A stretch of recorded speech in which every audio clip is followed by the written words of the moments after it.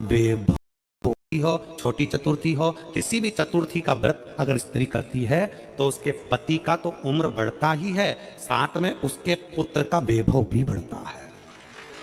उसके पुत्र का वैभव भी बढ़ता, उसकी संतान का सुख भी बढ़ता है। चौथ का व्रत अगर स्त्री करती है तो बच्चों का वैभव भी बढ़ता है। जिसकी फैक्ट्री नहीं चल रही हो, फैक्ट्री में बार बार कुछ तकलीफ आ रही हो, गाड़ियां नहीं चल रही हो, 4 व्हीलर गाड़ियां ले रखी है, कभी ट्रक गड़बड़ हो रहा है, कभी ट्रक में ये हो रहा है, कभी गाड़ी में ये हो रहा है, कभी बस में ये हो रहा है। बस एक काम करना है, दुर्वा का थोड़ा सा भाग लेकर पानी के लोटे में उसको डालकर 5 अक्षत के दाने उसको पटक कर उस गाड़ी के अंदर उस कलश को रख दो, बस आधे घंटे के लिए, और उस पानी को चक्के के चारों तरफ डालते डालते जाइए दुर्वा के साथ, तकलीफ नहीं देगा। फैक्ट्री का भी यही प्रमाण है। दुर्वा में वो अमृत तत्व छुपा है जिसका सुख आनंद दे जाता है। चतुर्थी का व्रत करने वाली जो माताएं होती हैं, जो चतुर्थी का व्रत करती हैं, आज भी चतुर्थी मान्य हो रही होगी, तो चतुर्थी का जो व्रत करने वाली होती हैं, जो चतुर्थी का पूजन करने वाली होती हैं, उनके भीतर का एक भाव होता है कि जैसे ही शाम का समय आए, चंद्रदेव का पूजन करें, चंद्र जब प्रकट हो जाए, कलश भर लिया, उसके नीचे आखा दाना रख दिया, चावल गेहूं जो भी आप रखते हो पूजन के लिए, ऊपर पात्र आदि रख दिया जलाशय, फिर अपन ने घी का दिया लगाकर पूजन भी कर ली। तो जो चतुर्थी का पूजन करने वाली होती है, जो चतुर्थी का नियम व्रत धारण करने वाली होती है, बड़ी बड़ी चतुर्थियां करती हैं या उसका नियम धारण करती हैं, तो चतुर्थी का जो पूजन करती है वो किस चीज के लिए होता है? केवल संतान, पुत्र, परिवार, हमारा कुटुंब, हम जिस कुल में है, हमारा कुल वैभव की ओर बढ़े, संपदा की ओर बढ़े और उसकी आयु बढ़े, वैभव बढ़े। बहुत ध्यान दीजिएगा महाराज, चतुर्थी की पूजन में जो आप आटा दाना रखते हो, गेहूं वगैरह कुछ भी जो रखते हो, उसकी बड़ी महत्वता होती है महाराज। यहां तक कहा गया है, चतुर्थी की कथा तो आप लोग पढ़ते होंगे, जो लोग पढ़ते हैं उनको मालूम होगा, चतुर्थी की कथा में लिखा है, चौथ माता के व्रत में वर्णन किया गया है कि वो आखा दाना जो रखा जाता है, मान लो कोई जरूरी काम होता है तभी आखा दाना को रखा जाता है, संभाल के रखते हैं कि हम इस काम के लिए जा रहे हैं और हमारा ये कार्य सफल होना चाहिए। तो जिसने चतुर्थी का व्रत करा है, जिसने चंद्रदेव का पूजन करा, चतुर्थी का व्रत करा, वो गणेश जी से विनती करके वहां से 2-4 आखा दाना उठा ले, और जो व्यक्ति का काम अटक रहा है अपने ही घर का, दूसरे कुल को नहीं देना, अपने कुल के अंतर्गत जो काम अटक रहा है उसकी जेब में, उसके पल्लू में उस चीज को रख दिया जाए। तो चतुर्थी जो अगली आती है, जैसे आप महीने की करते हो तो महीने की, और आप जैसे करते हो कि 4 अलग बड़ी बड़ी चतुर्थी करते हो तो उसके अनुसार आपका कार्य सिद्ध होता ही है। उस आखे दाने का इतना महत्व होता है क्योंकि चतुर्थी का व्रत करने वाली माता जब व्रत करती है तो स्वयं चतुर्थी की कथा में लिखा हुआ है कि पार्वती जी गणेश जी से चतुर्थी की कथा बचवाती। चतुर्थी की कथा बाची किसने थी? स्वयं गणेश जी महाराज ने। और सुनी किसने थी? माता पार्वती। चतुर्थी की कथा जब होती है तो उसको स्वयं गणेश जी बाच रहे हैं, तो व्रत कौन सुन रही है? माता पार्वती। और आपने जो आखा दाना लिया वो गणेश जी के भाव से लिया, गणेश जी से निवेदन करके, विनय करके, प्रार्थना कर उसको प्राप्त किया, आपने उसको लिया, फल प्रदान कर देता, कार्य की सिद्धता देता। शनिवार के दिन जो पीपल के वृक्ष में सरसों के तेल का दीप लगाता है उसको शनि कभी परेशान नहीं। जिस व्यक्ति की बीमारी खत्म ही नहीं हो रही, कभी पांव में दर्द आ गया, कभी कमर में दर्द आ गया, कभी पीठ में दर्द आ गया, कभी सिर में दर्द आ गया, कभी आंखों में तकलीफ हो गई, कभी दमा चलने लगा, सांस चलने लगी, कभी डॉक्टर को दिखाया तो थायराइड हो गया, कभी ब्लड कम हो गया, कोई प्लेटलेट कम हो गई, कोई कुछ हो गया, कोई कुछ हो गया, डॉक्टर को दिखाओ, डॉक्टर जो दवाई दे कुंदकेश्वर महादेव के नाम से उसको खाओ। तुमको ऐसा लगे कि ये शरीर का रोग तो समाप्त हो ही नहीं रहा, एक ना एक रोग चल ही रहा, ये रोग समाप्त होने का नाम ही नहीं ले। पिपलेश्वर महादेव का नाम लेकर, और पिपलेश्वर महादेव का नाम लेकर किसी भी शिवालय में, शंकर के मंदिर में जाकर एक बेलपत्र रखकर उस जो प्रसाद तुम बना कर ले गए और जो तुम भोग बना कर ले गए उसका स्पर्श कर कर, पिपलेश्वर महादेव का नाम लेकर, शंकर को उस भोग को रखकर, बेलपत्र रखकर, शिव जी को 7 बार एक ही लोटे का जल, केवल एक लोटे का जल 7 बार उत्तर की ओर मुख कर कर, दक्षिण में खड़े होकर शंकर के शिवालय पर 7 बार एक ही लोटे का जल 7 बार थोड़ा थोड़ा कर कर उसको गिरा देगा, शिव जी के ऊपर चढ़ा देगा। 7 बाद में जो प्रसाद पर आपने बेलपत्र रखी है उसी बेलपत्री को उठाकर शंकर के शिवलिंग पर चढ़ा दिया। बाबा को प्रणाम करिए, बाबा मेरे शरीर का रोग समाप्त नहीं हो रहा। किसी भी दिन पिपलेश्वर महादेव का नाम लेकर वो चढ़ी हुई बेलपत्री लियाओ, प्रसाद लियाओ, घर पर आने पर जैसे ही घर के अंदर प्रवेश करो सबसे पहले बेलपत्री को चबा चबा कर खा लो। फिर वो जो प्रसाद है उस प्रसाद को 7 गांव से थोड़ी थोड़ी देर में 7 बार में उसको खा लेना। बाबा देवादिदेव महादेव का नाम लेकर, पिपलेश्वर महादेव देव का नाम लेकर प्रणाम कर कर जल का आचमन, हाथ की हथेली में जल लेकर 7 बार आचमन कर लीजिए और शिव का, पिपलेश्वर महादेव का नाम ले लीजिए। धीरे धीरे 15 दिन लगेंगे और 15 दिन में बीमारियां अपने आप कम होना प्रारंभ हो जाएगी और बाबा आपका हाथ पकड़कर आगे बढ़ाए। नरेंद्र ने बोला, लक्ष्मी आज शनिवार का दिन है जिस दिन अपन इस दरिद्रता से मिलने के लिए पीपल के पेड़ के नीचे आए हैं। हिंदू धर्म में ये दिन पीपल के वृक्ष के लिए पूजनीय होगा। जो भी शनिवार के दिन पीपल के वृक्ष की पूजन करेगा, दूध चढ़ाएगा या मिष्ठान का भोग लगाएगा, लक्ष्मी और नारायण उसके घर में प्रवेश कर जाएगा। लक्ष्मी और नारायण उसके घर में प्रवेश करेगा। शनिवार लक्ष्मी जी बोली, नारायण आपने तो एक दिन का वार लिख दिया। शंकर जी ने 7 वार बनाए हैं, रविवार, सोमवार, मंगल, बुध, गुरु, शुक्र और शनि। ये शिव जी ने बनाए। अब एक दिन आपने अपना बना लिया, बाकी के दिन अगर कोई इस पीपल के वृक्ष के नीचे आएगा और यहाँ तो दरिद्रता बैठी है तो उसका क्या होगा? भगवान नारायण बोले, सुन दरिद्रता, तेरे से एक विनती है, अगर कोई भी मनुष्य इस पीपल के पेड़ के नीचे अगर 7 दिन में आता है और उसके हाथ में अगर कोई सामग्री होती है तो तू उसके घर में प्रवेश नहीं करेगी। नियम है पीपल के वृक्ष का, या तो पानी का लोटा लेकर जाओ, कुंकू का चोपड़ा लेकर जाओ, शक्कर लेकर जाओ, या पेड़ के नीचे चींटी को डालने के लिए आटा ले जाओ, पर खाली हाथ पीपल के वृक्ष के नीचे कभी मत जाओ, कभी नहीं जाओ। खाली हाथ जाओगे तो दरिद्रता तुम्हारे घर में प्रवेश करेगी। दरिद्रता उठकर खड़ी होकर बोली, नारायण तुमने अपनी मनमानी करी है, एक दिन मुझे भी मेरा चाहिए। भगवान ने कहा, बोल कौन सा दिन चाहिए? दरिद्रता कहती है, रविवार के दिन इस पीपल के वृक्ष के नीचे मैं दिन भर नृत्य करूं, इसमें रहूं, और जो यहां आए रविवार को मैं उसके घर में प्रवेश करूं। भगवान ने कहा, ठीक है। दरिद्रता रविवार का दिन एक ऐसा दिन रहेगा जिस दिन तू इस पीपल के वृक्ष के नीचे नृत्य करेगी और जो आएगा इस पीपल के वृक्ष के नीचे तो उसके साथ प्रवेश करेगी। मैंने तुझे वर दिया। इसलिए हमारे यहाँ केवल पीपल का वृक्ष अगर दीवार में भी लग जाता है ना, किसी की व्यक्ति की दीवार में, किसी के घर की दीवार में पीपल का वृक्ष अगर लग जाता है, पीपल का पौधा लग जाता है, उसको कितना भी तोड़ लो वो वापस लग जाएगा। फिर तोड़ोगे फिर लग जाएगा। अगर पीपल के पौधे को तोड़ना है तो केवल रविवार का दिन एक नींबू, एक मिर्ची और बमूल का कांटा, ये 3 चीजें रखने के बाद में आधे घंटे बाद रविवार के दिन पीपल के पेड़ को उखाड़ कर फेंक दो। दूसरी बार कभी पीपल दीवार में लगता ही नहीं, कभी नहीं लगता। केवल एक रविवार, केवल एक संडे, इतवार घर में दीवानों पर अगर पीपल लग भी गया है, इसलिए पीपल के वृक्ष को उखाड़ने का, अगर घर में पीपल लगा हुआ है या पीपल का पौधा हमारे घर में लग गया, उसको उखाड़ना, निकालना, लगाना, तो पीपल के वृक्ष को अगर निकाला जाता है तो रविवार के दिन, और अगर पीपल के वृक्ष को कहीं लगाया जाता है तो सोमवार के दिन या मंगलवार के दिन, बुधवार के दिन, इन दिनों में लगा सकते पीपल के वृक्ष कहीं लगाना। शनिवार का दिन एक ऐसा दिन होता है जिस दिन पीपल के वृक्ष को कहीं जाकर लगाया नहीं जाता, क्योंकि शनिवार के दिन पीपल के वृक्ष के नीचे लक्ष्मी रहती है। हम अपने हाथों से अगर पीपल का वृक्ष किसी दूसरी जगह पर शनिवार को रोपित करते हैं तो हमारे घर की लक्ष्मी अपने घर से छिन्न होकर चली जाती है। इसलिए शनिवार के दिन पीपल लगाया नहीं जाता, किसी के घर जाकर उसको वापस पलटा नहीं जाता। लग गया उसको। प्रभु मेरी धर्म पत्नी को कहाँ रखूं आप बताओ? वो तो जहां यज्ञ होता है, अनुष्ठान होता है, दान होता है, पुण्य होता है, सत्कर्म होता है, वहां जाने को तैयार नहीं। आप कर लूं क्या? भगवान ने बोला, एक काम करो। दुर्वासा जी बोले, जिसके यहाँ रात्रि में बर्तन झूठे पड़े रहते हो उसके घर में इस दरिद्रता को लेकर तुम प्रवेश कर जाना। जिसके यहाँ रात्रि में बर्तन झूठे पड़े हो वहां लेकर प्रवेश कर जाओ। दूसरी जगह दुर्वासा जी बोले, जो स्त्री घर में दोपहर के समय पर सो रही हो उसके घर में इसको लेकर प्रवेश कर जाइए। जो स्त्री दोपहर के समय में घर पर सो रही हो इस दरिद्रता को लेकर प्रवेश कर जाइए। तीसरा, जिसके यहाँ पर दरवाजे पर कांटे वाले पौधे लगे हों उस घर में इस दरिद्रता को लेकर प्रवेश कर जाइए। दरिद्रता, कितनी सुंदर बात कही है।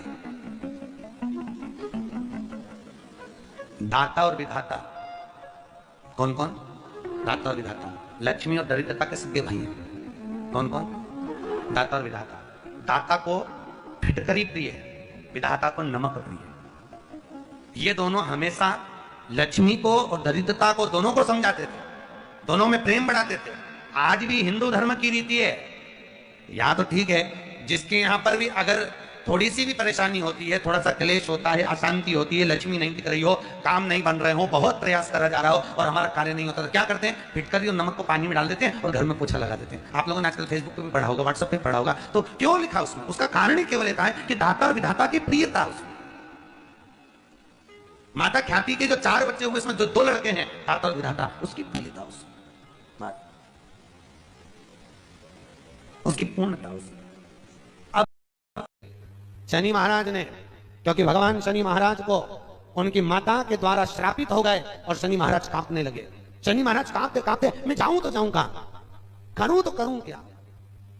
महाराज शनि महाराज दौड़े और दौड़कर भगवान भोलेनाथ के पास पहुंचे। हे शंकर, त्रिकालदर्शी, कैलाशी, अविनाशी, कृपा करिए बाबा भोलेनाथ, कृपा करो। क्योंकि दुनिया में 33 करोड़ देवी देवता हैं जिनको शनि लग सकता है, केवल एक, किसको छोड़कर, शिव को छोड़कर। राम जी को शनि लगा तो 14 वर्ष का वनवास चले, कृष्ण को शनि लगा तो मथुरा छोड़कर द्वारका चले।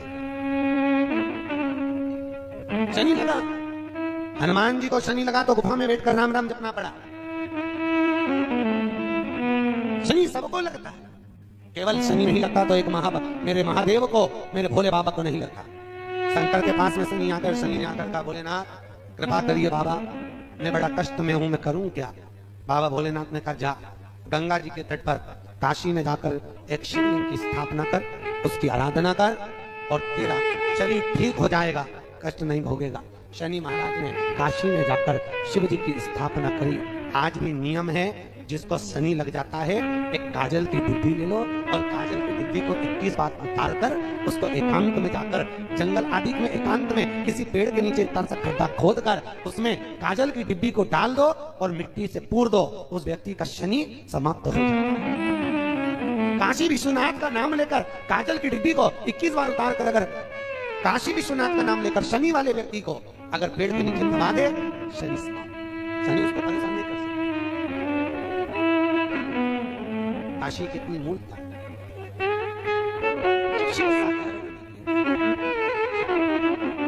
आज शनिवार का दिन है, पीपल के पेड़ के नीचे जाना और उस पीपल के वृक्ष के नीचे जाकर चींटियों को दाना देना, चींटियों को भाग देना और साथ में जल का सिंचन कर आना। माता प्रसूति ने जितने बच्चों को जन्म दिया, 60 कन्या माता प्रसूति के गर्भ से जन्मी। माता प्रसूति के गर्भ से पुत्रों का भी जन्म हुआ और जितनी कन्या, जितने पुत्र का जन्म होता था, माता प्रसूति उनके गर्भ के समय पर पीपल के वृक्ष की परिक्रमा करती, पीपल के वृक्ष में दाना देती, पीपल के वृक्ष में जल का सिंचन करती, पीपल के वृक्ष में पूजन करने के लिए जाती। तो माता, अगर मन में भाव होगा भगवान की भक्ति का, भले सामने पीपल का वृक्ष हो, पर भाव अगर मन में होगा तो भगवान संतान भी वैसी ही देगा, संतान भी वैसी ही देगा। इंस्टाग्राम वालों ने, यूट्यूब वालों ने, फेसबुक वालों ने, टीवी वालों ने, जितना फेसबुक है, जितना टीवी है, जितना इंस्टाग्राम है, जितनी सोशल मीडिया है, इन्होंने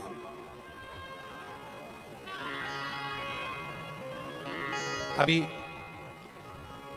नूतन संवत्सर में, नूतन संवत्सर के पहले बहुत सारे मीडिया पर चलते रहे कि शनि लग गया, शनि लग गया, शनि लग गया। जितने यहाँ कथा में बैठे हो ना, तुम सबने भी मोबाइल में देखा होगा तो देख रहे होगा, वृश्चिक पे लग गया, कुंभ पे लग गया, भैया लग गया, 7.5 ही लग गया, आधे से ज्यादा तो शनि के डिप्रेशन में पड़ गए।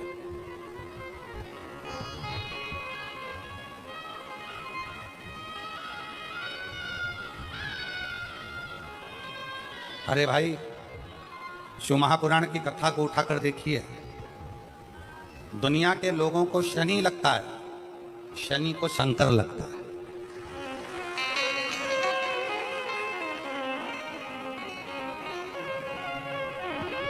यदि आप भगवान शंकर के मंदिर में जाकर एक लोटा जल चढ़ा रहे हो, आप भगवान शिव के मंदिर में जाकर अर्चना कर रहे हो, आराधना कर रहे हो, निवेदन कर रहे हो, एक बेलपत्र शिव की उठाकर धोकर वापिस शंकर को समर्पित कर रहे हो, शंकर भगवान का पंचाक्षर मंत्र नमः शिवाय जप रहे हो, शंकर भगवान का षडाक्षर मंत्र ओम नमः शिवाय जप रहे हो, या श्री शिवाय नमस्तुभ्यम का जाप कर रहे हो, तो ये निश्चित मानकर रखो कि आपके पीछे शनि नहीं पड़ेगा, आपके पीछे शंकर जरूर पड़ेगा। और शंकर जब हमारे पीछे पड़ेगा तो हमारा उद्धार अपने आप होगा। शिव शिव शंकर शंकर आराधना करी, यम के प्राण छूट गए, सूर्य नारायण भगवान ने शंकर जी की आराधना करी, स्वयं मंगल देव ने भगवान शिव की आराधना करी।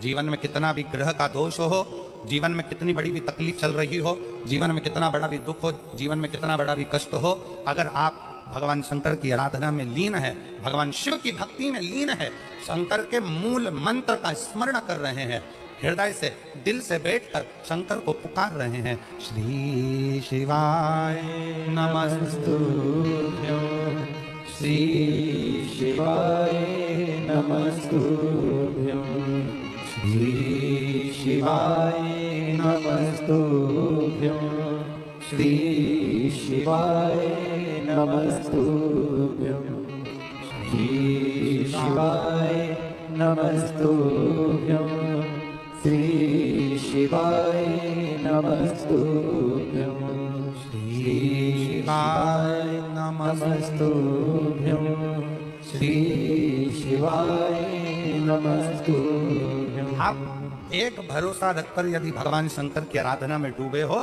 तो निश्चित कितना भी दुख हो, कितनी भी तकलीफ हो, कितना भी कष्ट हो, कितना भी जीवन में कितना बड़ा भी दुख तुम्हारे सामने आकर खड़ा हुआ है, हृदय से उस परमात्मा को अगर पुकारा गया है तो दुख कटा जरूर है, समाप्त जरूर हुआ है, शिव की कृपा जरूर, दुख कटे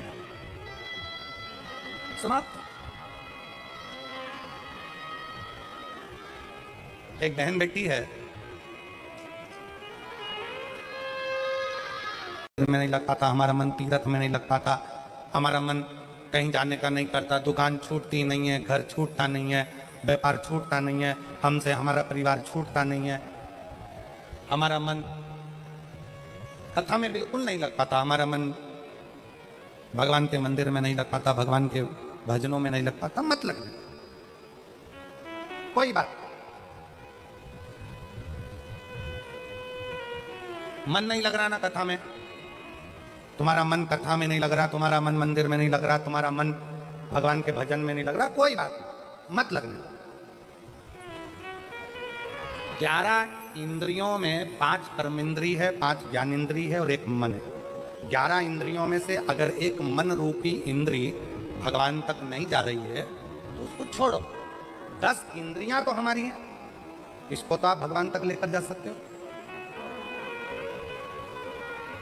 मन नहीं लग रहा, कोई बात नहीं, एक काम करो, हमारा मन कथा में नहीं लगता, हमारा मन मंदिर में नहीं लगता, तो अपनी नेत्र रूपी इंद्री को कथा तक लेकर जाओ। सुनने भले मत जाओ, अपने गांव में कथा हो रही है, अपने शाहदा में कथा हो रही है, अपने विश्वास नगर में कथा हो रही है, अपने आसपास के जितने क्षेत्र के लोग हैं, आपका मन कथा तक नहीं जा रहा, अपने नेत्रों को लेकर जाओ। सुबह नहीं तो शाम को, शाम को नहीं तो रात को नहीं तो दोपहर में एक बार मैं जरा देख कर तो आऊं कि आखिर शिव पुराण में ऐसा क्या है जो ये लाखों शिव भक्त कड़कती हुई धूप में आकर बैठ जाते हैं। मन नहीं जा रहा तो नेत्र लेकर जाओ।